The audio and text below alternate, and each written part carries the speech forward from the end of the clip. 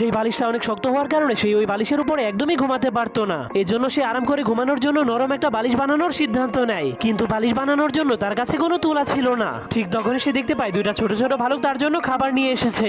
যা দেখার পর মেয়েটার মাথায় একটা শয়তানি আইডিয়া চলে আসে। এজন্য সে ছুরি নিয়ে ভালুকগুলোকে মেরে তাদের পশম দিয়ে বালিশ বানানোর জন্য সামনে আগাতে শুরু করে। কিন্তু মেয়েটা যখন ভালুকগুলোর অসহায় চেহারা দেখতে পায় তখন সে একটা ব্রাশের সাহায্যে ধীরে ধীরে তাদের শরীর থেকে পশম উঠিয়ে ফেলে। যার কারণে সেই ভালুকগুলো ব্রাশ দিয়ে পশম ওঠানোর কারণে অনেক মজা পাচ্ছিল।